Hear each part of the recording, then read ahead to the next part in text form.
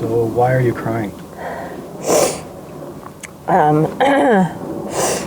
Today is my abortion appointment.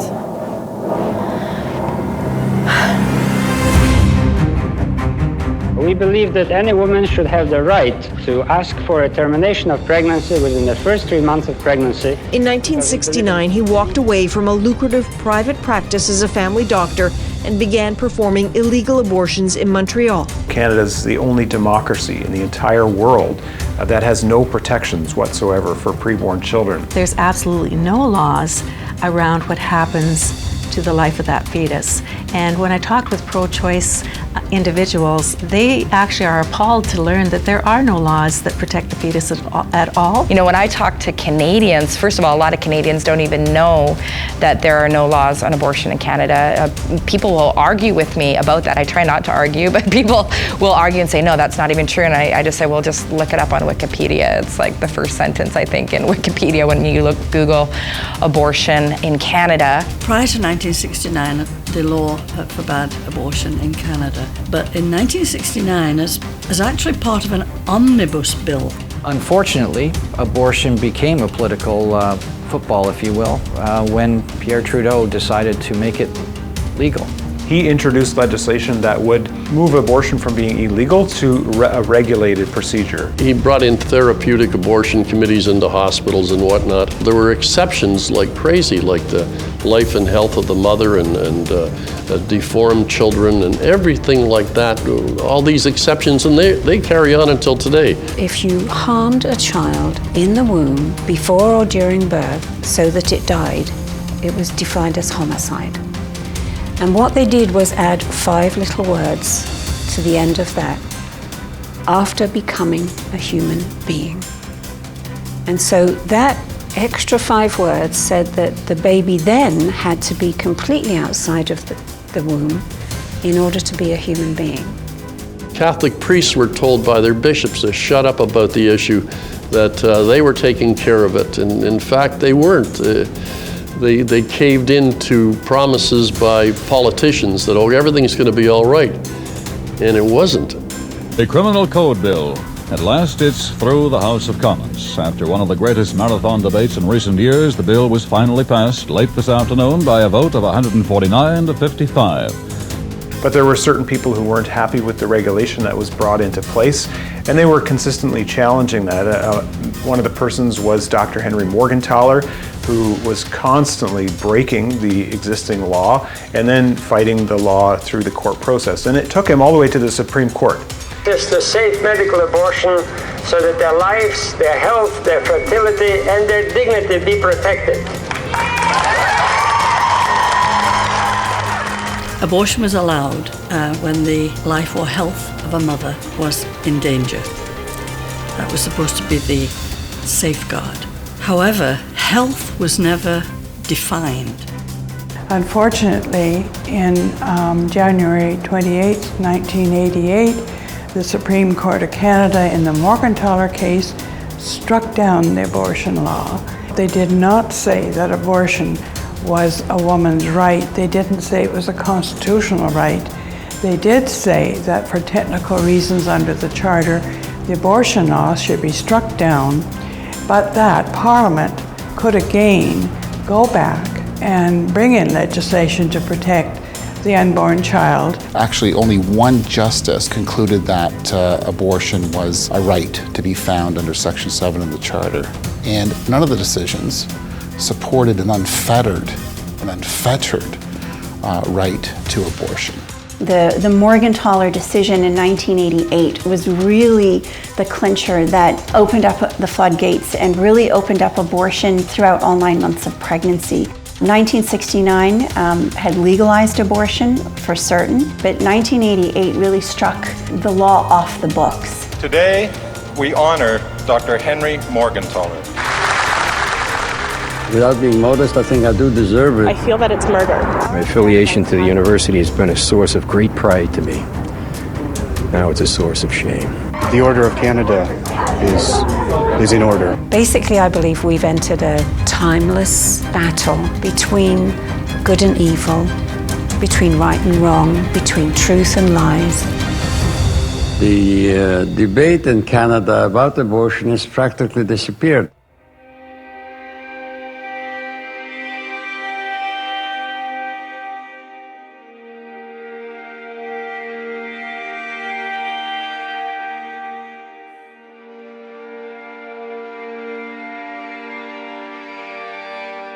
James and I started dating a year ago, and because of the economy, we decided to move in together, you know, just to save money. I mean, I should have known what would happen. I was late, so I finally took a pregnancy test, and it said to wait a few minutes for the results, but I mean, within seconds it turned positive, and my life turned upside down. I have a bucket list like everyone else. I want to travel, I want to get my degree, you know, I really wanted to get married before I got pregnant.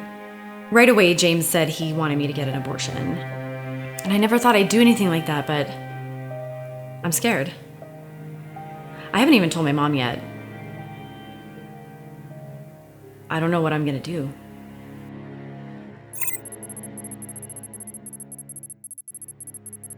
In 1988, the Supreme Court of Canada struck down our abortion law. They deleted it, basically, from our criminal code.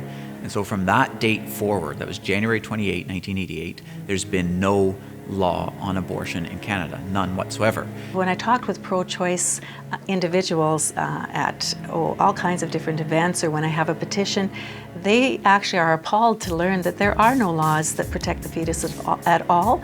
They've always assumed that that first trimester is the time when abortions can take place in Canada.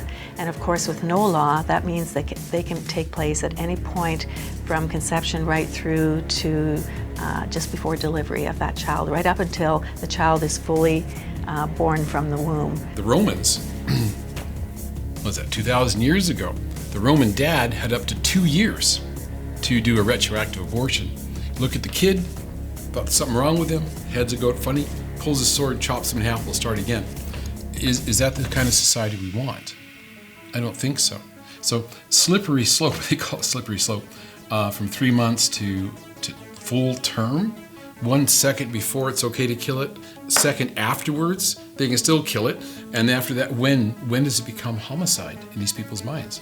Something is wrong. We see what happens when you start to base your morals on laws rather than laws on truth and what is right and wrong. So I think in that way, our whole society is being hurt, because we're making decisions now without any kind of a plumb line of absolutes. If you don't have any absolutes, you have chaos. You know, with abortion having been legal for so long now without restriction, we're finding more and more on campus that the pro-choice position is the default position. If you ask someone what they think about abortion today on a university campus, more often than not, they'll say, I don't know what I really think, I'm pro-choice. Laws are important because they statistically decrease the number of abortions, and the best way to see that's the case is in the States. You know, when the American pro-life movement first was created, they really wanted to push a human life amendment, which would have basically overturned Roe versus Wade. And they tried for multiple years and they weren't getting anywhere. So they started to change their strategy. And they started to focus on passing small incremental pieces of legislation state by state. So things like ultrasound bills where a woman has to view an ultrasound before she gets an abortion, or 24-hour waiting periods. They started focusing on defunding abortion. And all of these laws together statistically decreased abortion numbers, so much so that their abortion numbers from the time abortion was legalized in the States to now, the numbers have decreased by half. And not only that, but it's changed public opinion as well. Polls are finding that millennials are more pro-life than their parents, and that's because they grew up in a country where they weren't told that abortion on demand was okay, that there were regulations, that there were guidelines, strict guidelines, and negative side effects from abortion, and that's drastically changed public opinion as well. Probably the one that shocks me most is the most recent attempt, which was simply to protect a preborn child where the mother chooses to have the baby. So that happened with Cassie and Molly's Law, which was just introduced a couple of years ago in 2016. And that bill simply wanted to make it a criminal offense for somebody to attack a pregnant mother where the child is killed, a preborn child is killed or injured. Ms. Wagenthal, seconded by Ms. Harder. It was based on Cassie and Molly. Cassie was the partner to Jeff. They weren't living together anymore, but they were a block apart, both very excited about her pregnancy, and they had already named her Molly. So they were getting ready to have this child. And what happened is another individual entered her home. He basically murdered her and Molly at the same time, and very aware that she was pregnant. The charges were for Cassie's death, but not for Molly's death.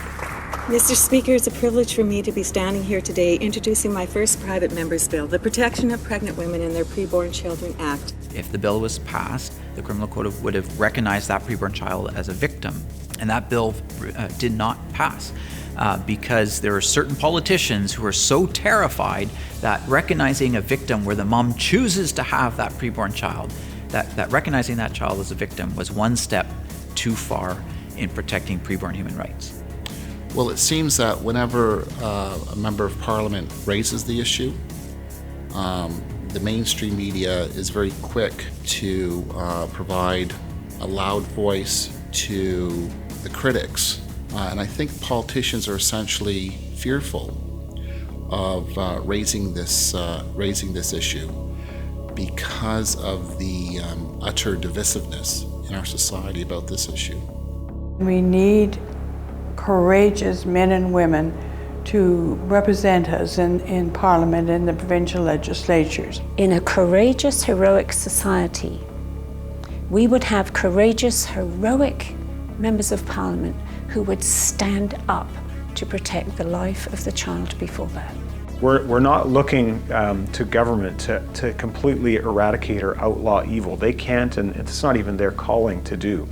Governments have a duty to restrain lawless activity, to restrain, in this instance, the evil of abortion. You can still have an abortion in Canada, a late-term abortion or a sex-selected abortion or an abortion because you simply don't feel you want to have a child right now, or of course there are other circumstances as well. But there are no laws at all in Canada, and as I said, in the whole world, we're the only democratic country that has absolutely no standards around abortions.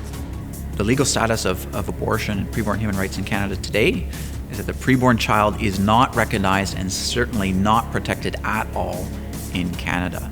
And that's mainly due to Parliament's inaction for at least a few decades. Even in the pro-life movement, we don't have consensus as to what is the best tactic, or where should we focus our energy. We all agree that abortion is wrong, immoral, etc. However, the whole business about what's the best law to go after is up for debate. My name is Paul Racine, and I was a parliamentary assistant to Benno Friesen, Member of Parliament for South Surrey White Rock. We got thrust into the abortion debate back in 1988. And it was during that period of time that my Member of Parliament that I was working for, Benno Friesen, was asked by the Prime Minister to do something that the Prime Minister himself realized was going to be an unbelievable challenge. He told Benno that he was going to be pairing him with Lise Bourgault, who would be the pro-choice chair. And so they would co-chair this committee together. And between the two of them, they would have to come up with what would honestly be a compromise position on both sides, both the pro-life and the pro-choice. He also told Benno, which was kind of fascinating at the time, he said to him, "Benno, I just need you to know something. From my perspective, this is the last chance Parliament will have on this issue." And the interesting thing about it was the Prime Minister was right. It was the last chance for us to be able to have a viable piece of legislation put forward. Yeah, the debate at the time, especially among the pro-life movement, it's very interesting to see that the pro-life movement was not of one accord when it came to supporting that bill. People in the pro-life movement, myself included, who felt that this bill did not protect enough children, that it did not go far enough. There were going to be children who would be allowed to die because of the limitations that were going to be placed. It was not good enough. We knew at that time that we would be literally taking on a challenge that would bring us down a very dark road, because there was no way that it could be comprehensively done that the position could simply be a strong pro-life position where the unborn would be protected from the moment of conception. In Canada, the pro-life movement's very split on the question of how do we implement a law. So some people within the pro-life movement are adamant that we can only ever advocate for a total ban on abortion, whereas others, including myself and my team, we certainly believe that we can make incremental changes. The pros that Benno was to look at with Lise Bourgault, and that was, number one, they were to look at something that would be a compromise position that would satisfy the Supreme Court of Canada, and especially in terms of the woman's right to security of person. The second thing is, it would have to be something then that could pass the Supreme Court challenge, because they knew the legislation would ultimately face that. The third thing is that it would be a position that could be accepted by the majority of Canadians. We came up with a bill that actually passed caucus approval and was introduced by the Minister of Justice called Bill C-43. Bill C-43 was the pro-life bill, allegedly pro-life bill, brought in by Prime Minister Mulroney with his highly feminist Minister of Justice, Kim Campbell. Even the major newspapers and their editorials said there's no protection at all for children before birth in this piece of legislation. All it did was legalize abortions, protect physicians who wish to kill a child under any reason. Kim Campbell had already reassured the doctors in the country that it wouldn't affect them at all, that the legislation was primarily designed to protect them. Done away with were certain things like committee approval, hospital approval, things like that. Most of the medical practitioners, therefore, who were practicing abortion at that time, basically looked at it and said, so you're placing the risk entirely on our shoulders. That created some dilemma for them. As a matter of fact, the Canadian Medical Association, upon reviewing the legislation, did their own survey of obstetricians and gynecologists who performed abortions in Canada. 2/3 of them said they would stop doing it under this legislation, and because the risk and the liability issues were too great.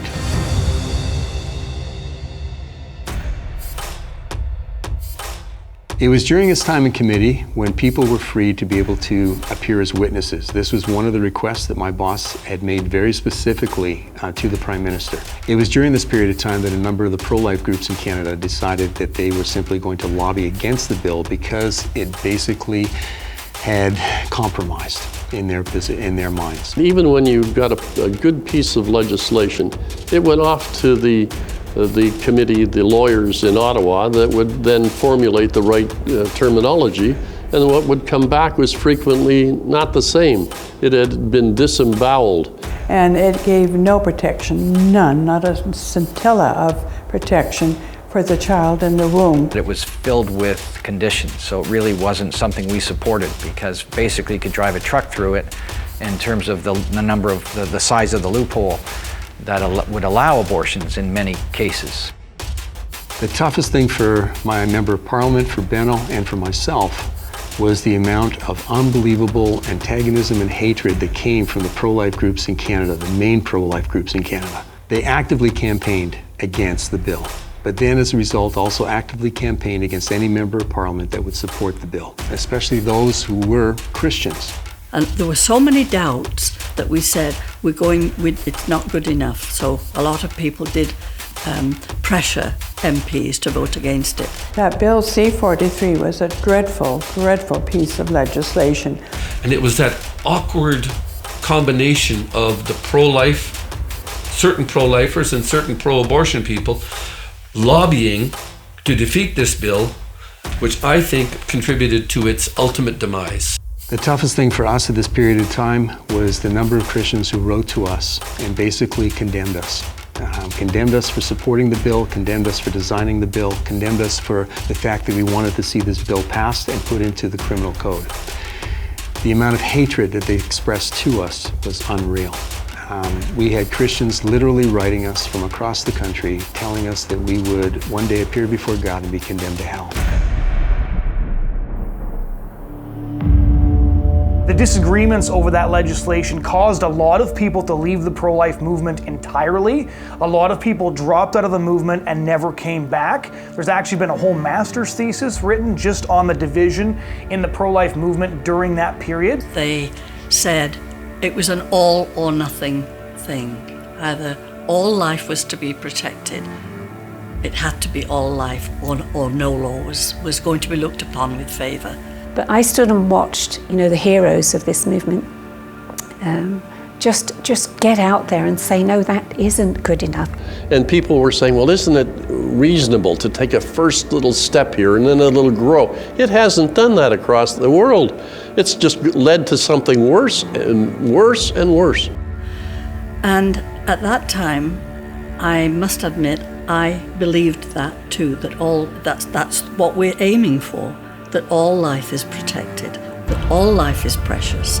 Emotions were running so high, it was just difficult for a lot of people to get over that, regardless of which side they were on. There was a lot of hard feelings on both sides about that specific event.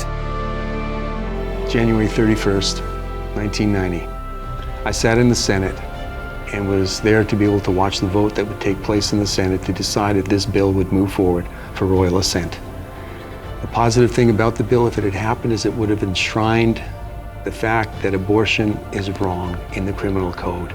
It would have been a prophetic message for all Canadians to be able to realize that in Canada, abortion is still considered wrong. I watched the vote take place that day. Sitting down in front of me, literally 3 rows in front of me, to my left were 3 people, 3 women that I recognized from the pro-life groups. Literally 3 or 4 seats away from them, in the same row, were 3 people from the pro-choice group. And I recognized them as well. I knew who they were. Our opposition to it was shared by the pro-abortion people. They didn't want any restrictions, and so they wanted that bill defeated too. They didn't support the Mulroney bill, and also the abortion activists didn't support any restrictions on abortion. So the bill actually didn't appease either side of the issue. I watched them as they both tallied the votes as the votes came up. The votes were tied at 43-43. The speaker then stood up, unsure what to do. The clerk then came, and I could tell by the way he was informing the speaker that the speaker wouldn't have to give a vote, which I think the speaker was not prepared to do. But instead he informed him that within the Senate a tie vote was considered a loss. And the speaker simply announced the bill defeated. I will never forget that both sets of women, the pro-life group, the pro-choice group, jumped to their feet and cheered. I cannot understand that to this day. But for the pro-life movement to say and act in a way against our principle of life, which is every life is sacred. Because that's what we have to do if we support a gestational legislation. We have to step off that principle. Maybe only for a while, but we have to step off it. Now, I can't say exactly how I would have, what side I would have fallen at that time, because I think it's different for me now, 30 years later, than it would have been immediately following the striking down of the existing abortion regulations in that 1988 decision. I was glad Bill C-43 got defeated. We tried our very best. And we were not sorry to see it go down. But what we thought at that time was that the government would bring in another piece, more solid piece of legislation. But unfortunately, that has not happened. There have been backbencher bills by private members, but there's never been an official government bill by the Prime Minister and cabinet ministers that have been put forward since then. Abortions went from 72,000 to over 100,000 a year. If this legislation had passed, abortions would have gone down, according to the CMA and other legal experts in Canada, from 72,000 to around 25,000 a year.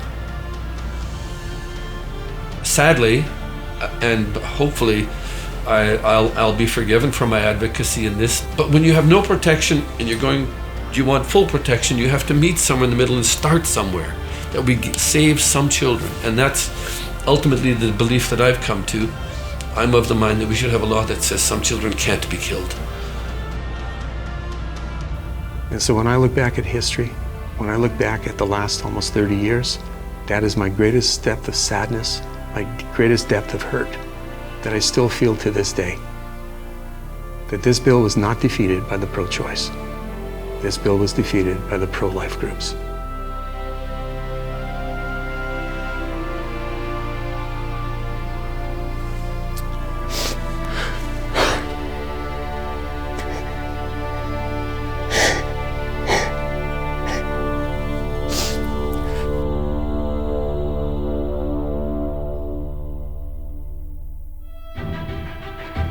Many people have heard the phrase, silence is deafening.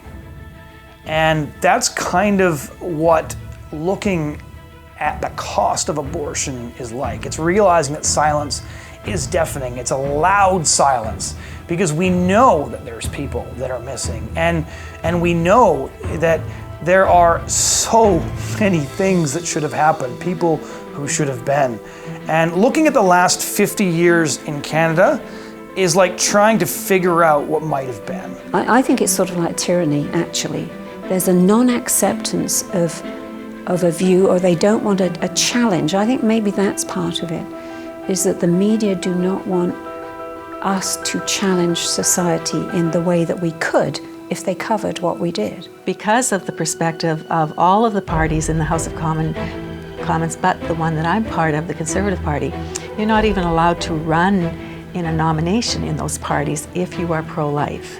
So to me, that says right away, wait a minute, where's democracy? It shuts down the opportunity to truly have debate, and it shuts down the opportunity for members of Parliament to vote their own conscience on these issues in those other parties. When Christians withdraw, when they throw up their hands in despair and they say, oh, there's nothing that we can do anyway, then they remove themselves from the public debate, and the thing that happens is that very extreme voices on the other side of the debate end up dominating. And so you get a very small minority of Canadians right now, for example, who believe that abortion should be completely, totally unrestricted, unfettered.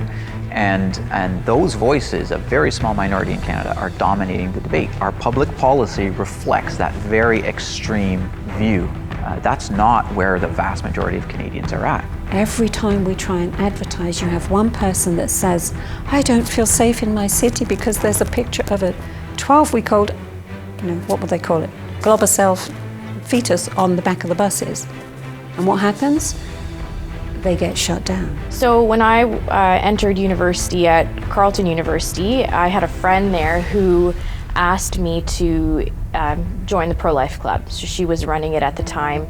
And very quickly, as we started to get the club going, we were faced with a massive amount of censorship on campus and pushback from our student union and administration who didn't want the pro-life message to be on campus. I was thrown very quickly into sort of the controversy of being pro-life in today's world. And this was even, 10 years ago, over 10 years ago. Because the pro-life issue has been largely dominated by religious arguments and people saying, well, God values life. And if you're somebody who's not religious, those don't mean anything. You don't really care who the Pope is. You don't really care what anybody has to say from the church. And so I want to encourage people even people who are Christians, to use secular arguments, because those are the arguments that are actually going to have influence on people who are not religious. The viewpoint of being pro-life and pro-woman is suppressed in the media. It's not often heard. It's definitely a minority viewpoint. What you hear from the culture at large is that, again, so-called reproductive rights actually support women's rights. So the viewpoint that there are strong women out there who are against abortion, and they've always been there. They've always been there. We have always been here. We've seen, especially in the last couple of years, the violence really escalating. And one of the reasons for this is because we're reaching more and more people. Our reach is almost 4 million a year. And so we're seeing the response to that get uglier and uglier. It's a baby. If someone was raped and she gave birth and she decided to kill her 3-year-old child. I meant to get your phone. Someone call the cops. Do not touch me. Someone call the cops. I see 17, 18-year-old girls getting shoved around. We've been threatened with baseball bats. We've had people slash our signs with knives. I don't know anybody who hasn't gotten shoved around. We do self-defense training with our interns, one of the very first weeks they arrive. And so what's interesting is there's this disgusting and pathetic narrative in the Canadian media that we need bubble zones around clinics and things like that because of pro-lifers who harass people, when the reality of the matter is that pro-life activists almost exclusively are the ones who are facing violence. Right? How many times did you hear about the woman at Life Chain a couple of years ago who got attacked by a guy with a knife and sent to the hospital? How many times have you heard about my friend who got punched in the face while sidewalk chalking by that guy who owned a bar? Right? If those stories were about pro-choice people, they would be headline news for weeks, and there'd be a bubble zone around every abortion activist in the country. But because it's pro-lifers and because our opinions are unpopular and because the political conservatives find us a nuisance and the political liberals find it disgusting that we even inhabit the same country as them, violence against us is more or less permitted. And it's also true that abortion activists often take their core ideology to its logical extent, which is that they can react with violence to people they find inconvenient. It's the core message of the abortion ideology, and they often treat pro-life activists the same way. Joyce Arthur of the Abortion Rights Coalition of Canada actually said that young women, young female pro-life activists who are on the streets showing people what abortion is, that if they get beaten up, it's because they provoked those people into doing that. So here's one of the leading voices on women's rights in Canada. But if those women don't agree with her, it's fine if those women get beaten up, because by virtue of having a different position than she does, they're provoking people to violence.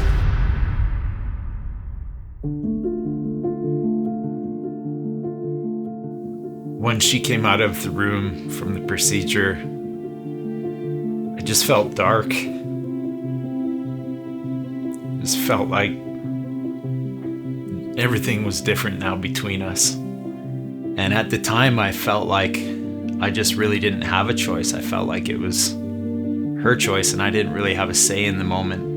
I was kind of lost, didn't know where to go, so I just felt the best thing that I could do was support her in whatever decision she made. It's horrible what it does to men. They've lost their sense of manliness. And of course, what you're saying, well, men are not responsible. Do you know why they're not responsible? Because they have no legal say in what happens to this child.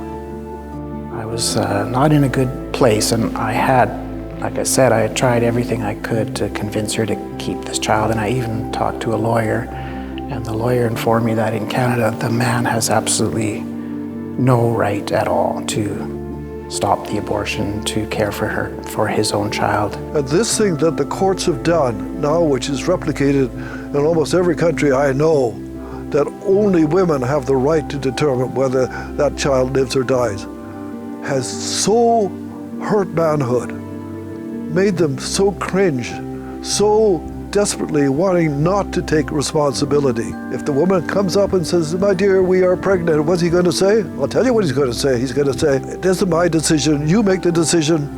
And so she's angry at him, and he's angry at her, and the distance between men and women, mutual respect, is growing larger and larger all the time. I asked her over and over, please don't kill the baby. Just give me 6 months to go get rehabilitated, get back on my feet, and I will come back and we will be together and we'll have this baby. Apparently she aborted the baby. It was devastating. It truly was. I had no voice, no say, even though it was my child. This was kind of the catalyst that pushed me over the edge. About 3 to 4 months after that happened, I attempted to commit suicide. We were driving down a freeway, probably doing about 110K in the car, and I just heard a voice say, end it, just jump out of the car. I jumped, and the friend next to me, even in his drunken state, I obviously think it was God's intervention, reached out and grabbed my collar and pulled me back in the car. Have you ever seen a man pleading for his baby's life? I've seen that. It's horrible what it does to men. You know, and I've come to see that men are designed, men are intended to be defenders and providers for their children, as are women. And I think that when you're in a position that you're so helpless that you can't even save the life of your tiny little baby growing in the womb, you know, it's a very tough position to be in. That child should have been born. It should have been a part of my life. There's always that wonder inside of me of what that child would have been like. And that piece of me that feels lost in that moment. And I wonder if it would have been different if I would have known that I had options, that there was somewhere else that we could have gone than to an abortion clinic.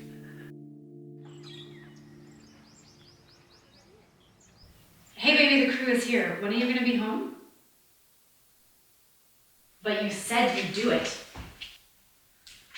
No, don't say that. We still have to talk about it. This is your baby too. I'm scared and I need you. Don't say that. I can't do this alone. Stop. Hello? Hello? They are pro-abortion, so they only want that side to come out. They don't want the stories of regret to be heard. They don't want, we don't even have the stats on how many abortions are happening here in Canada.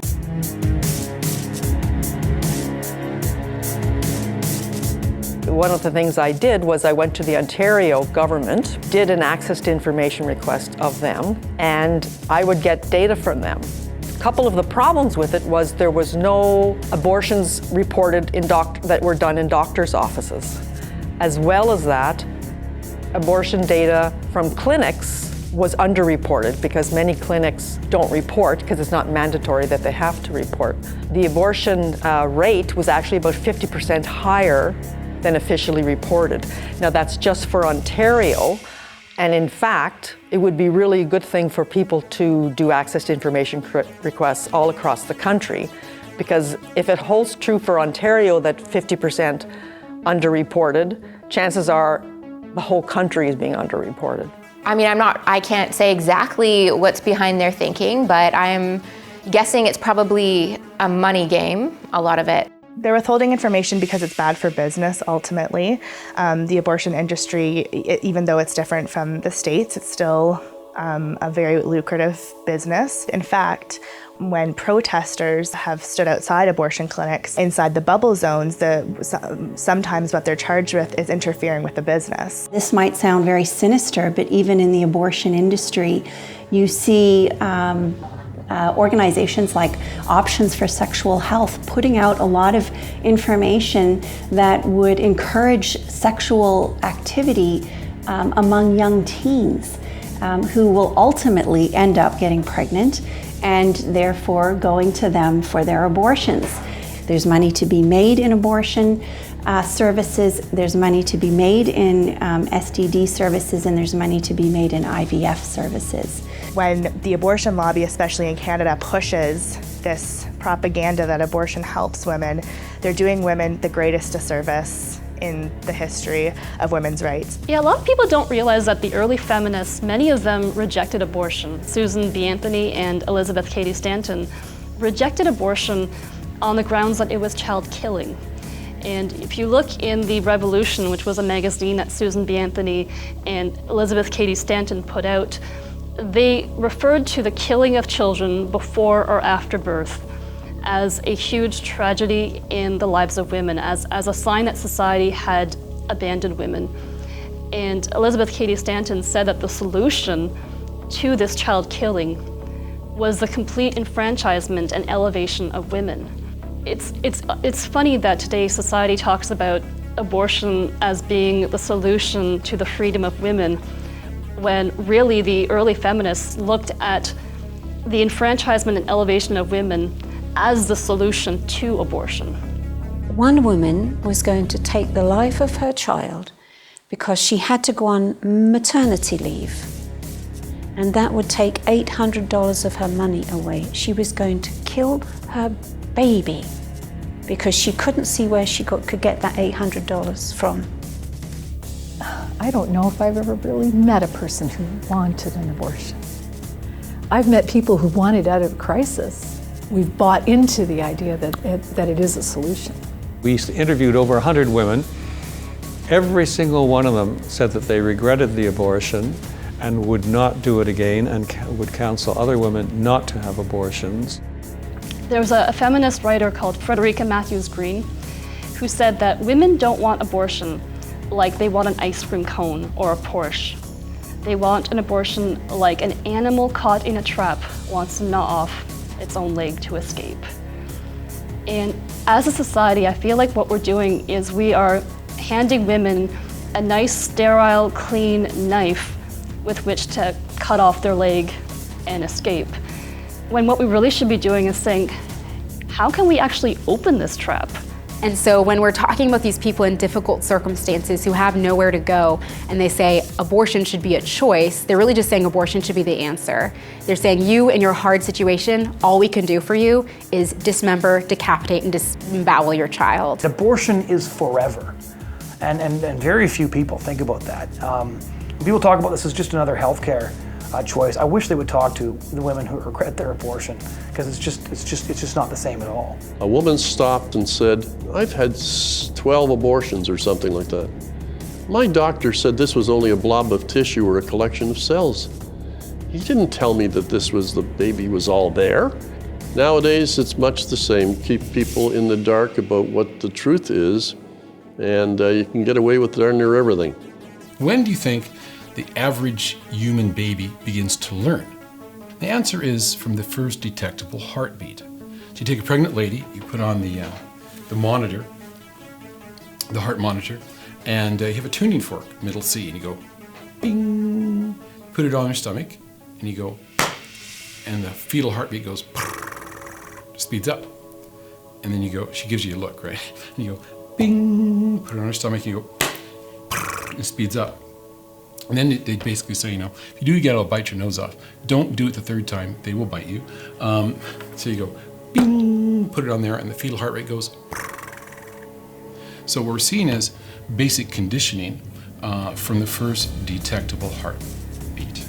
And she said, "I just wanted you to know that I went into the abortion clinic, and as I was preparing me for my abortion, I asked the doctor, does my baby have a heart that's beating?"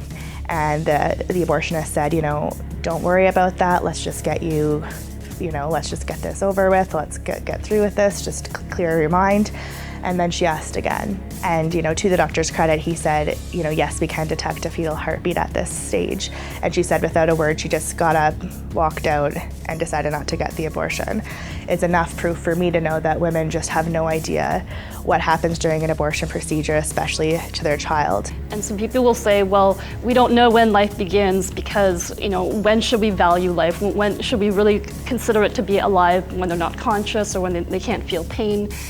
And I think we need to make it really clear that there's a biological case that is solid. There is no dispute about when a biological human life begins. Every textbook I'd ever studied, whether it was introduction textbooks, they would say that human life starts at conception. They would say in heredity and prenatal development, human life starts at conception.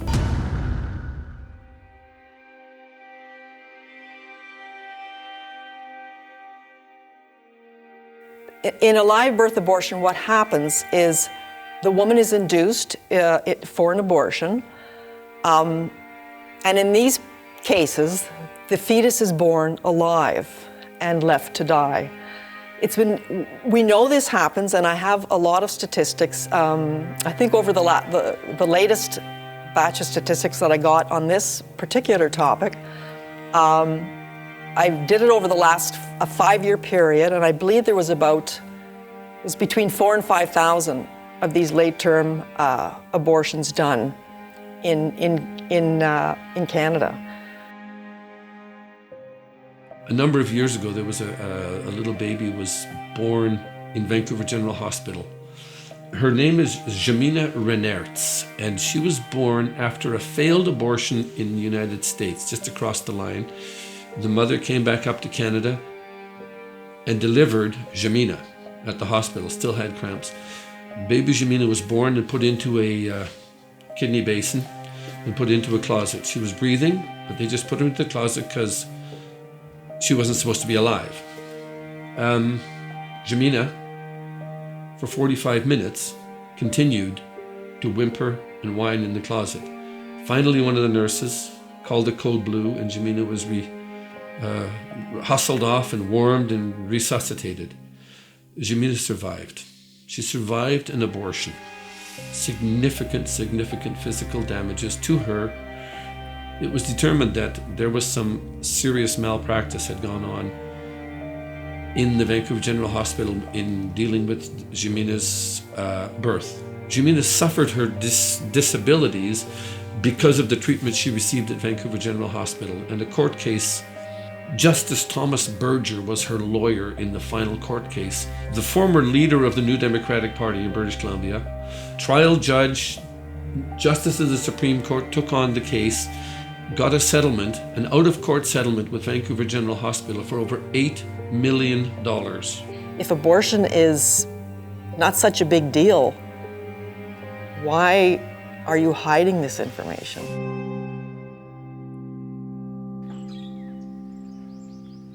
What are you reading right now? I'm looking at a clinic's website.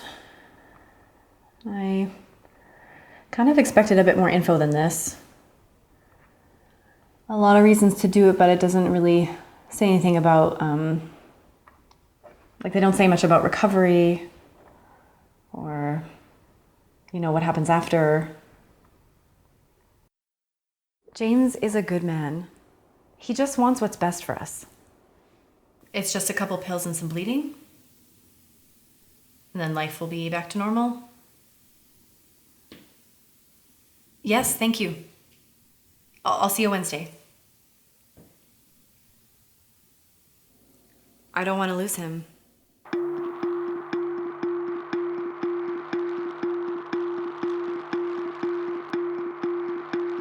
There's a real anti-information, anti-intellectualism in our culture that doesn't allow us to really look deeply at the medical facts. Not only the medical facts of prenatal development, but also, like I've said, of women's health and what abortion does to their bodies. I think the missing information that's the most detrimental to women right now is this idea that there are no effects, and thus if you experience negative health effects or if you experience any kind of depression or sadness, then you're the weird one. That's an industry for them. It's a huge industry for them. Women are just not told the truth. I got an infection, I got a damaged cervix, I got a badly scarred uterus, and had all kinds of complications. Over 80% of women suffer serious medical consequences after abortion. These serious consequences being depression, suicidal ideation, in other words, thinking about suicide, and occasionally carrying out the act, because women who have abortions have a significantly higher rate of suicide than women who don't have abortions. Drug abuse, substance abuse, if you like, that is much higher, whether it's alcohol or serious drugs, not just marijuana, but crack, cocaine, and the whole range of serious drugs. I just tried to drink myself to death, lots of drugs, to try and numb the pain. But there's always a scar. And ignorantly, like many women who have one abortion, will have multiple abortions because we're not dealing with what it really is and what it did.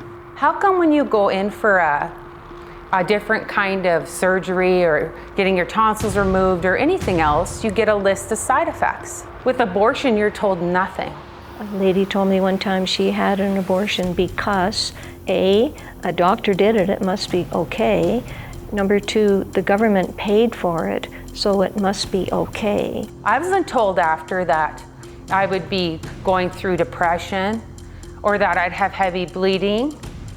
I wasn't told that I might have scarring in my uterus.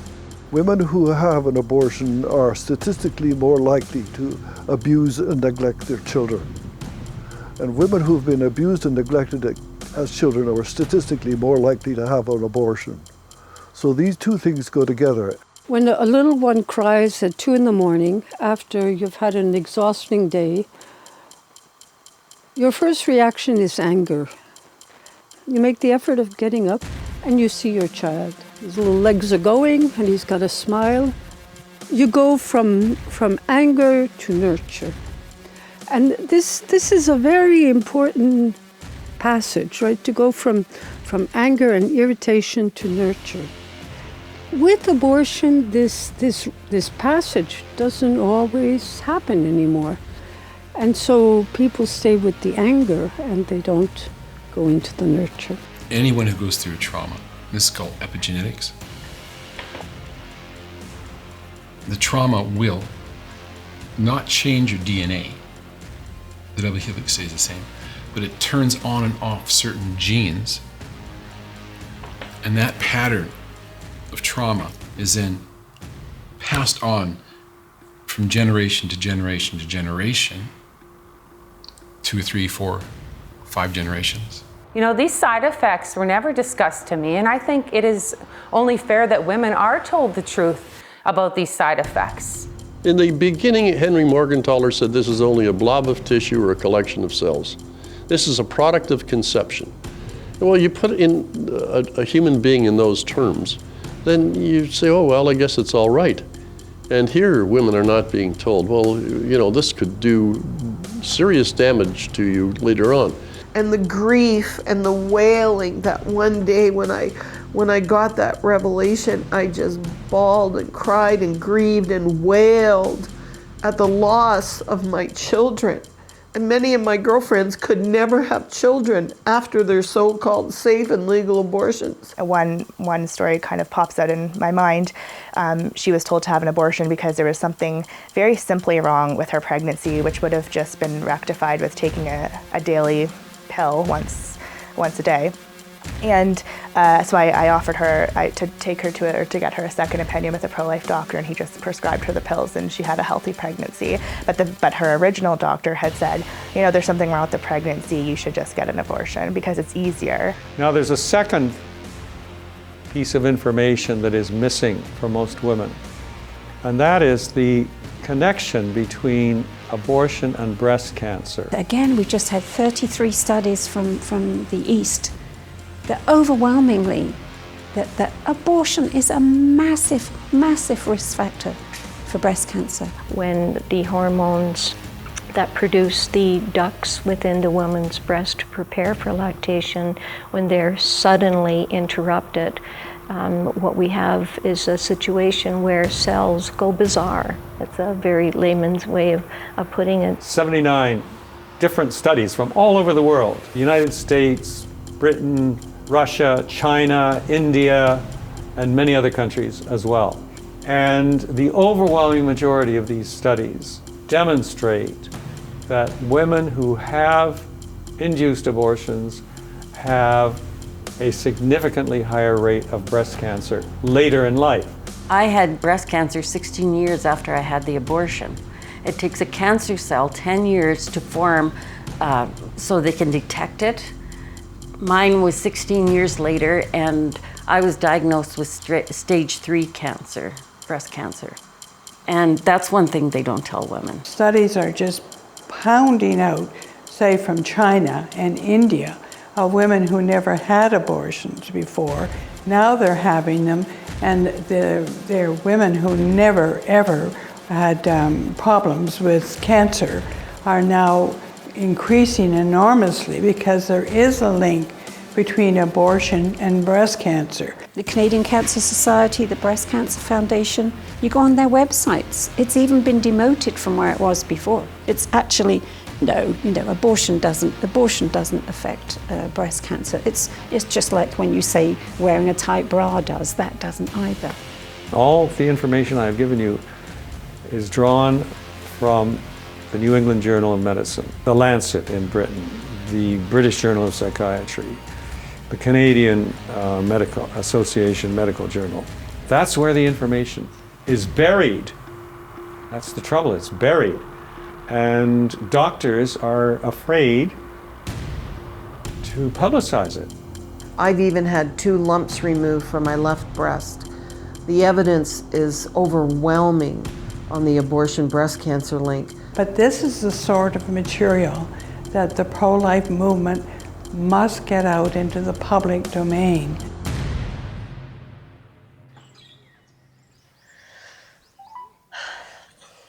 I didn't want to talk to her about it, but I don't know what to do.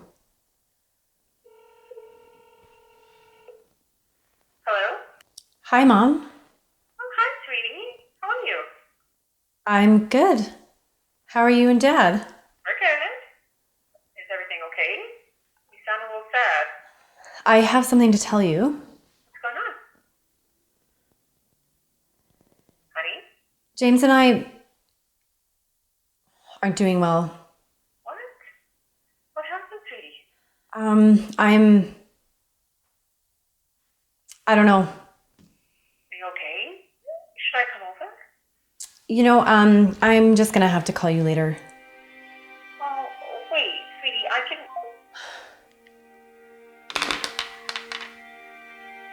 I can't do it. I can't talk to her right now.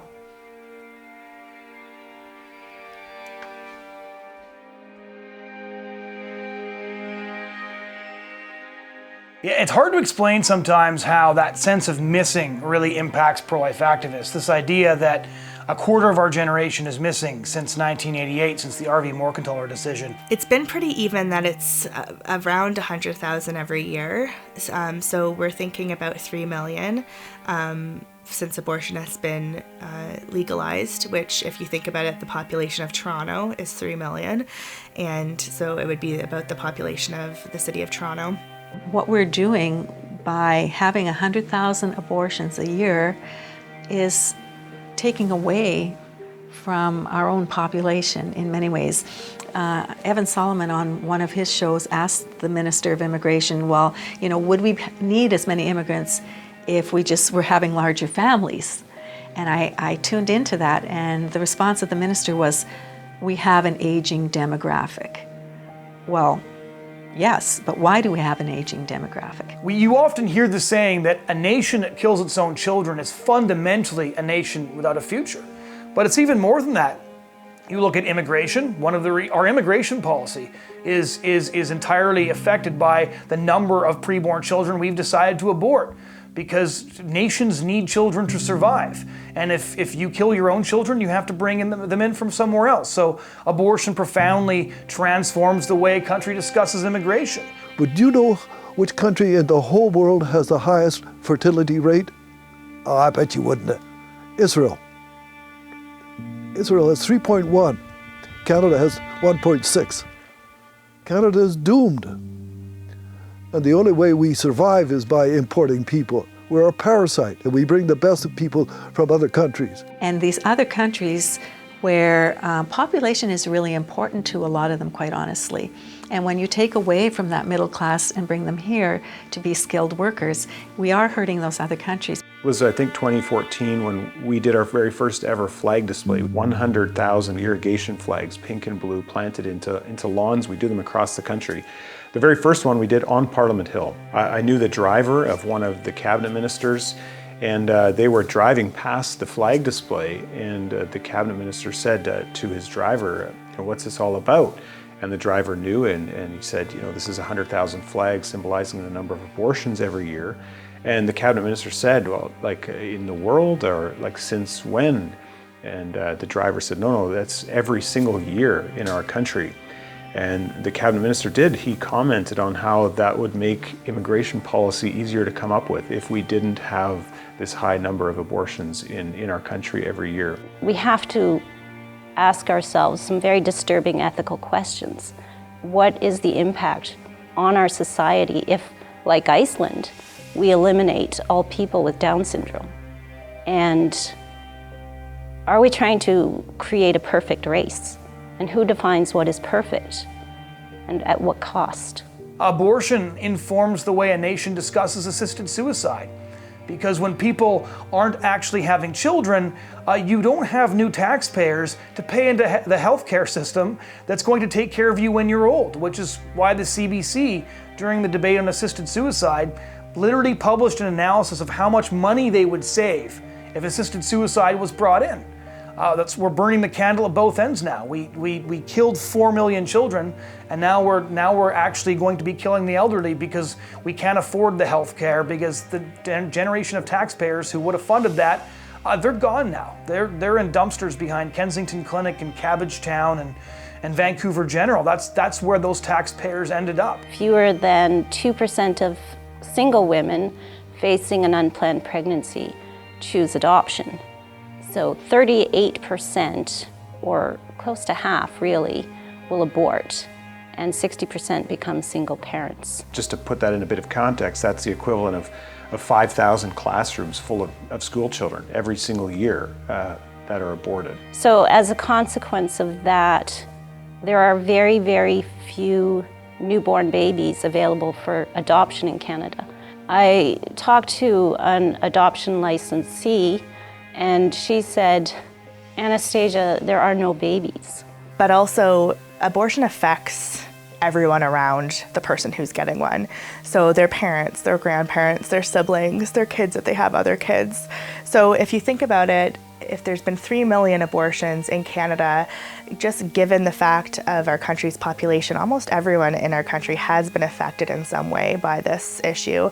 And it hits your mind in funny ways sometimes. I remember the first few years when I was starting out in the pro-life movement, I was working with a whole bunch of guys, and whenever we would be going out after activism, we'd be sitting around and having a beer. If there was 3 of us, we would always first look at each other and say, to the missing member.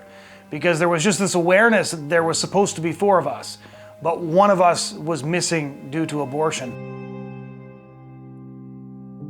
Still, it's been about 20 years now, and I still have weekly night terrors. Sometimes I dream they're alive.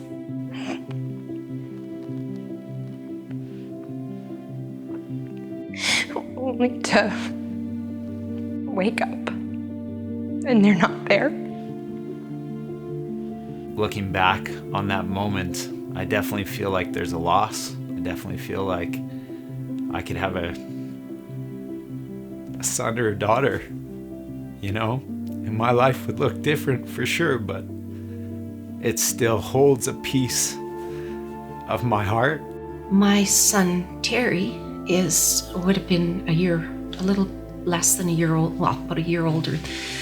And he said, he has faith in God that is so strong. And he said, Mom, I knew I had a brother.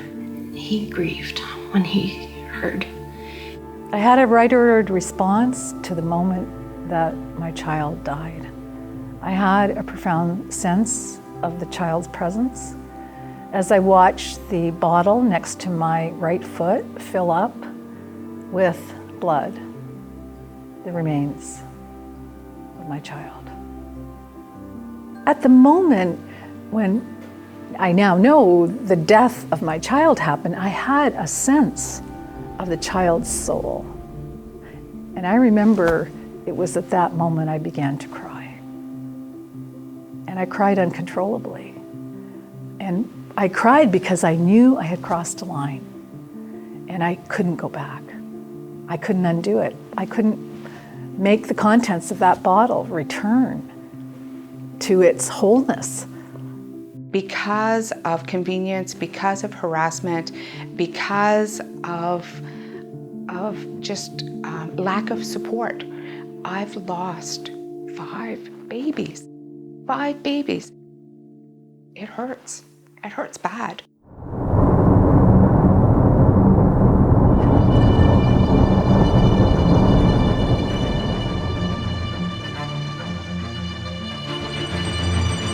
People often forget, they say, why are so many young people getting involved? And one of the reasons initially is because when you tell us the future is going to be terrible, that's our future that you were talking about. And those babies that got aborted, that's a quarter of our generation. Anybody born after 1988 survived Canada's abortion regime. And that's a quarter of our peers, that's our classmates, that's our siblings, that's our cousins. Our lives were contingent on whether or not our parents wanted us. That's the only reason we're here. And there's a lot of us that didn't make it. I think I have to be very honest with my generation. A lot of times what's happening in your generation you don't see until it's too late. And I really feel that it was always something that we knew was wrong, but we didn't act on it. And I'm encouraged that young people are taking this so much more seriously than my generation did. My generation let it happen. These people are going to turn back the clocks. And I'm just delighted to see the new generation of pro-life soldiers coming into the battlefield, using the technical advances of the 21st century and fighting the good fight that those of us had started. and it will continue until we are successful. I think that now we're in a new era and we need to be doing some new things, and we are. We're definitely on the ball. We're working together in a way that has never been done before.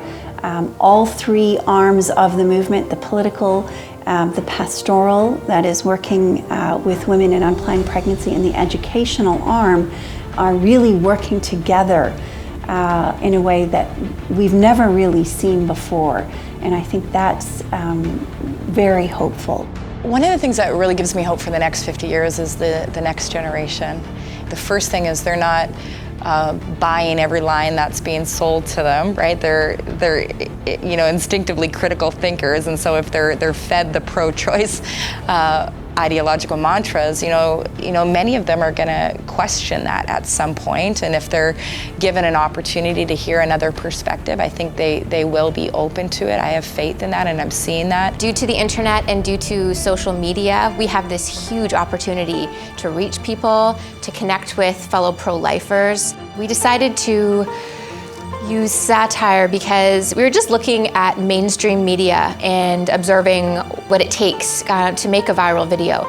And we noticed, they're short, they're funny, they're catchy, they're colorful, sometimes they're satirical, and that's the route that we took. And so our goal was to create a viral video, and we did it. No human rights? Human rights. No human rights? Human rights. Makes sense. Thanks, Magical Birth Canal. What's good about our work is that we see the results right away. If there's a very strong pro-life candidate who wants to run for public office, and we do what needs to be done to help get them nominated, to sell memberships, to get pro-lifers to volunteer for them, to door knock, phone call, do those things. And it's amazing to see, in an election year, pro-lifer after pro-lifer getting nominated and building this large coalition of pro-lifers within certain political parties across the country. Thousands of people changed their mind on abortion, and that's not an exaggeration. And I remember one day on campus talking to people. I myself saw more than 20 people change from pro-choice to pro-life. Those were just the people that I talked to, and I was one of 40 volunteers that day. Now imagine if every single pro-life person in Canada, every single pro-life person went out and changed one mind. One mind. Can you imagine the public opinion juggernaut that we would suddenly be facing if we could do that? There has never been a successful social reform movement that succeeded by covering up the injustice. Every successful social reform movement has always shown the injustice and shown it publicly. So if we have a few courageous politicians in the tradition of William Wilberforce or others like that, but combined with that courage, we also need a movement that's willing to support those politicians when they do dare to put forward such legislation. In the next 10 years, we're going to see a major shift in the movement, I hope, towards much more measured strategic tactics that have quantifiable results attached to them, and that we will become one of the most data-centered movements in the world. If the people who are sitting in those comfortable pews would get out of those comfortable pews, we could have such a disproportionate impact on the political decisions in our country. 100,000 fellow Canadians are dying every single year because they're in their comfortable pews going, "Oh, that's really good, John. I'm glad you guys are doing that," and doing nothing themselves. They have an opportunity. They have a chance to really make a difference. In order to be successful, there will be prices that we need to pay. We will be assigned crosses, and we need to be strong enough within our own bodies and our own spiritual life in order to be able to accept those crosses that come along with doing pro-life work. Get trained to talk about abortion, know the facts, and look around you and say, okay, maybe I'm not going to go stand out in the street like a pro-life activist. Maybe I'm going to go talk to her. I know her. Abortion is not a black and white issue. It's blood red. And the blood cries out for justice. And we need justice in this nation of Canada. This is the greatest crime against humanity in our generation. There's something wrong when at one end of the hospital they're doing everything to save sick premature babies, and at the other end they're killing healthy children. There's something wrong when we kill the unwanted because they're not yet born. So abortion is one of these choices that kills a human being and then impacts all of society. And we have to say that choice is a bad choice, and as a society, we no longer accept it. And that's real progress. Because progress is about giving rights to more and more classes of people. Giving rights to black people is a progress. Giving rights to women is progress. And now we've got a vulnerable subset of humanity whose rights are not recognized, and those are those human beings who are not yet born. So now 50 years later, that's all we have to say. We have more progress to make. Amazing things happen every day. Babies that would have ended up cooling in dumpsters and pieces end up in cribs or in their mother's arms because we got up, we went out, we went to where the people were, and we had discussions with them. Yeah, we don't want to just be preaching to the choir. We want to be reaching out to all Canadians and saying, hey, this is going on, and what do you think about it? And there's a growing population of people who are standing up and saying, no, we want a law. And so I'm very encouraged. I don't think it'll take another 50 years to see some changes in our Canadian laws in this regard. Bottom line is I believe that Canada has great potential, and that people who have good values need to stay involved so that Canada can be the best it can be. You know, what a vision of healing that could be from coast to coast. That when men and women rise up and tell the truth about what abortion did to them, not only do they make abortion unthinkable, they help to stop it, and then they help to heal the nation. The day will come far sooner than the next 50 years when all human beings, no matter how small they are, no matter how developed they are, no matter if they are able-bodied or have special needs, when all human beings are protected by law in our country.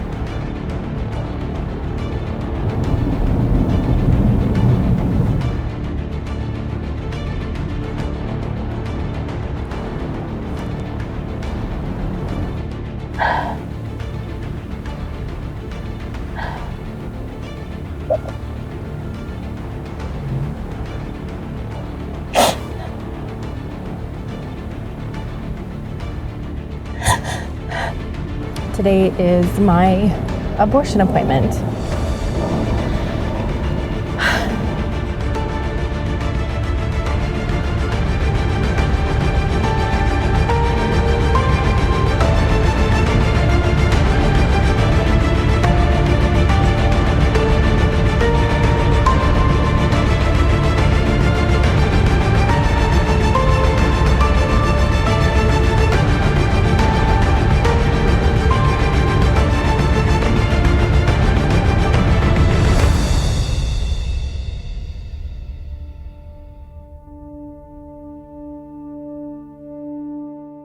Sun